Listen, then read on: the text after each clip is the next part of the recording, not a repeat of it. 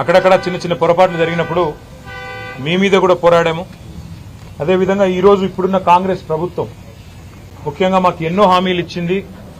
ఆ హామీలు అమలు కావడం లేదు. కాబట్టి మీరు ప్రధాన ప్రతిపక్షంగా ప్రజల తరపున మా తరపున గొంతు విప్పండి, పోరాడండి అంటూ వారు అందరూ కూడా కలిసి వచ్చి వారి సమస్యలన్నీ కూడా వివరించి చెప్పడం జరిగింది. ప్రధానంగా వారు ఈరోజు లేవనెత్తిన అంశాల్లో కాంగ్రెస్ పార్టీ ఆనాడు ప్రతిపక్షంలో ఉన్నప్పుడు వార్షిక జాబ్ క్యాలెండర్ విడుదల చేస్తాము, ఒక పద్ధతి ప్రకారం రిక్రూట్మెంట్ చేస్తాము, ఏ నోటిఫికేషన్ ఏ రోజు వస్తుందో ముందే తారీఖుతో సహా తేదీతో సహా ప్రకటిస్తున్నామని చెప్పి పెద్ద ఎత్తున ఆనాడు పత్రికల్లోనే జాబ్ క్యాలెండర్ పేరిట అడ్వర్టైజ్మెంట్లు రిలీజ్ చేయడం జరిగింది. చాలా పెద్ద ఎత్తున తెలుగులో ఇంగ్లీష్లో అన్ని రకాలుగా వారు విడుదల చేశారు. అందులో వారు చెప్పిన దానిలో ముఖ్యంగా మరి గ్రూప్ 1 జూన్ 1 నాడే విడుదల చేస్తాము, ఫిబ్రవరి 1 నాడు విడుదల చేస్తాము.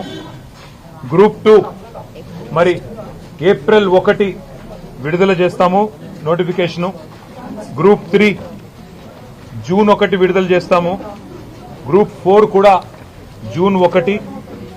Assistant executive, assistant engineer, PR, ఆర్ఎండ్బి, ఆర్డబ్ల్యూఎస్, అదేవిధంగా పబ్లిక్ హెల్త్ డిపార్ట్మెంట్ ఇవన్నీ కూడా మే 1 నాడు విడుదల చేస్తాము. అగ్రికల్చర్, హార్టికల్చర్, వెటర్నరీ పోస్టులకు సంబంధించి మే 1 నాడే జాబ్ క్యాలెండర్ విడుదల చేస్తాము, నోటిఫికేషన్ విడుదల చేస్తాము. Assistant motor vehicle inspectors, town planning officers, agriculture extension officers ఇవన్నింటికి సంబంధించి జూన్ 1 నాడు విడుదల చేస్తాము. Transport constables, excise constables, police constables సంబంధించి మార్చి 1 నాడు విడుదల చేస్తాము. జూనియర్ లెక్చరర్లు, పాలిటెక్నిక్ లెక్చరర్లు, డిగ్రీ కాలేజ్ లెక్చరర్లు, అసిస్టెంట్ ప్రొఫెసర్లు, ఫిజికల్ డైరెక్టర్లు వీటికి సంబంధించి ఏప్రిల్ 1కి విడుదల చేస్తాము. ఉపాధ్యాయులకు సంబంధించి ఇట్లా డిఎస్సి, మెగా డిఎస్సి విడుదల చేస్తాము. అదేవిధంగా విలేజ్ రెవెన్యూ ఆఫీసర్స్, జీపీ సెక్రటరీలు, మండల స్థాయి సాంకేతిక సిబ్బందికి 1 జూన్ నాడు విడుదల చేస్తామని చెప్పి దాదాపు 10 నోటిఫికేషన్లు ఏవైతే ఇప్పటికే ఇవ్వాల్సి ఉండెనో అవి ఇవ్వకుండా ఇచ్చిన మాటలు నీటి మూటలు అని తేల్చేసిన వైనం మన కళ్ళ ముంగట కనబడతా ఉన్నది.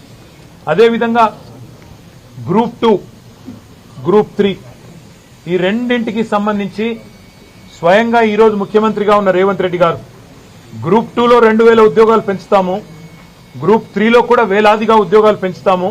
కేసీఆర్ గారు చేయలేదు, కేవలం 783 పోస్టులు పిలిచినాడు, నేను 2000 చేస్తానని చెప్పి రేవంత్ రెడ్డి గారు చెప్పారు.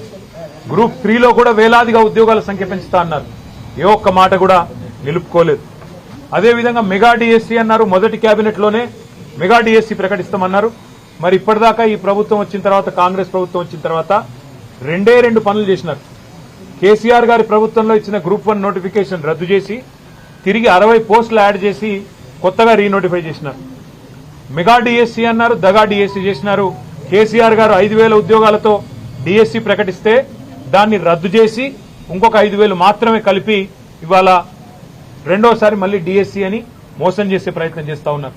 ఇవాళ భారత రాష్ట్ర సమితి తరపున, అదేవిధంగా ఇవాళ మమ్మల్ని కలిసిన ఈ పిల్లలందరి తరపున, తెలంగాణ యువత తరపున కాంగ్రెస్ ప్రభుత్వాన్ని అడిగేది ఒకటే, గ్రూప్ 2, గ్రూప్ 3 ఈ 2 కేటగిరీల్లో కూడా పోస్టులు పెంచుతామని చెప్పింది, సంఖ్యను పెంచుతామని చెప్పింది మీరే, మీ నాయకులే, మీ ఎమ్మెల్సీలు, మీ ఎమ్మెల్యేలు, మీ ముఖ్యమంత్రి మీరే చెప్పినారు. ఇవాళ సాంకేతిక సమస్యలు చెప్పి తప్పించుకునే ప్రయత్నం చేస్తా ఉన్నారు. కానీ వదిలిపెట్టే సమస్య లేదు. శాసనసభలో నిలదీస్తాం, అదేవిధంగా రాజ్యసభలో నిలదీస్తాం, శాసన మండలిలో నిలదీస్తాం. మాకెక్కడెక్కడైతే చట్టసభల్లో అవకాశం ఉందో అక్కడక్కడ ప్రతి చోట కూడా వదిలిపెట్టం, నిలదీస్తాం. అదేవిధంగా ఈ తమ్ముళ్ళకి, చెల్లెలకు నేను చెప్పినాను, ప్రతి ఎమ్మెల్యేను కలవండి, ప్రతి నాయకుడిని కలవండి, ప్రతి ప్రజాప్రతినిధిని కలవండి, తప్పకుండా మద్దతు కూడగట్టండి. కేసీఆర్ గారు తెలంగాణ ఉద్యమానికి ఎట్లా అయితే మద్దతు కూడగట్టినారో మీరు కూడా అదే పని చేయండి అని చెప్పి కూడా వారికి నేను విజ్ఞప్తి చేసిన. వారు ఇంకొక విషయం కూడా నా దృష్టికి తెచ్చినారు. ఆనాడు శాసనసభలో బట్టి విక్రమార్క గారు 1:100 రేషియోలో మెయిన్స్ కి పిలవాలి, ఎక్కువ మంది గ్రామీణ ప్రాంత యువతకు కూడా అవకాశం వస్తుందని చెప్పి నిండు శాసనసభలో ఆనాటి ప్రతిపక్షంలో ఉన్న నాయకుడు శాసనసభ్యుడు బట్టి విక్రమార్క గారు ఈరోజు ఉప ముఖ్యమంత్రిగా ఉన్నారు. వారు కూడా డిమాండ్ చేసినారు. ఇవాళ ఈ తమ్ముళ్ళు చెల్లెలు అడిగేది కూడా అదే. 1:100 రేషియోలో మెయిన్స్ కి పిలవండి. కొత్తదేం అడగడం లేదు. కమిషన్ నిర్ణయమే ఫైనల్ అని చెప్పి చాలా స్పష్టంగా ఉంది. 1:100 విషయంలో ఎలాంటి సాంకేతిక ఇబ్బందులు లేవు. గతంలో మీరు చేసిన డిమాండ్నే వాళ్ళు తిరిగి ఉటంకిస్తున్నారు కాబట్టి దాన్ని కూడా నెరవేర్చండి అని కోరుతా ఉన్నాం. దాంతో పాటు ఇప్పుడు వరుసగా మేము గతంలో పిలిచిన ఉద్యోగాలే, కొత్తగా వీళ్ళు ఇచ్చిన నోటిఫికేషన్ ఏం లేవు. టెట్ మే 20 నుంచి జూన్ 3 వరకు ఉంది. గ్రూప్ 1 ప్రిలిమ్స్ జూన్ 9 నుంచి 9వ తారీఖు నాడు ఉంది. అదేవిధంగా డిఎస్సి జూలై 17 నుంచి 31 వరకు ఉంది. 2,25,000 మంది పోటీ పడతా ఉన్నారు. గ్రూప్ 2 ఏదైతే సంఖ్య పెంచకుండా మోసం చేస్తున్నారో ఆ గ్రూప్ 2 ఆగస్టు 7, 8కు ఉన్నది. గ్రూప్ 1 మెయిన్స్ అక్టోబర్లో ఉంది. గ్రూప్ 3 నవంబర్లో ఉంది. చాలా మంది పిల్లలు ఇది రాసిన వాళ్ళే అది కూడా రాస్తారు. కాబట్టి కొద్దిగా వీటిని కూడా స్టాగర్ చేసి పిల్లలకు తగు మొత్తంలో ప్రిపేర్ కావడానికి కూడా సమయం ఇవ్వాలని చెప్పి కూడా వాళ్ళు కోరుతా ఉన్నారు. నిష్పత్తి 1:100 మెయింటైన్ చేయమని, ఇచ్చిన మాట ప్రకారం 10 నోటిఫికేషన్లు ఏవైతే ఇవ్వాల్సి ఉండి తప్పినరో వాటిని పిలవండి. మొదటి సంవత్సరంలోనే 2 లక్షల ఉద్యోగాలు ఇస్తామన్న మాట నిలబెట్టుకోండి. వార్షిక జాబ్ క్యాలెండర్ విడుదల చేయండి.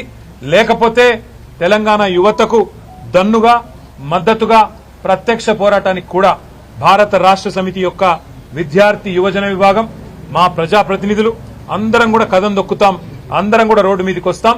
ఏ నిరుద్యోగులైతే మిమ్మల్ని అధికారంలోకి తెచ్చారో వాళ్లే తప్పకుండా రేపటి రోజున మళ్లీ కథానాయకులై మీ మీద తిరగబడే రోజు కూడా వస్తుందని చెప్పి కూడా ఈ ప్రభుత్వాన్ని హెచ్చరిస్తూ, ఈ డిమాండ్లు ఏవైతే న్యాయబద్దమైన డిమాండ్లు మా తమ్ముళ్లు చెల్లెలు ఇవాళ మాకు ప్రత్యేకించి సమయం తీసుకుని వచ్చి వారు చెప్పినారో ఇవన్నీ కూడా ప్రభుత్వం తప్పకుండా ఆనర్ చేయాలని, చేయకపోతే తప్పకుండా మేము కూడా వారి తరఫున రోడ్డు ఎక్కుతాం, ప్రత్యక్ష కార్యాచరణలో కూడా దిగుతామని చెప్పి కూడా ప్రభుత్వాన్ని హెచ్చరిస్తూ ఇప్పుడు వారిని మాట్లాడవలసిందిగా కోరుతాం. సో అందరికీ నమస్కారం. ఇక్కడ ఉన్న పెద్దవాళ్ళందరికీ ముందుగా నా నమస్కారాలు. సో ఈ రోజు మేము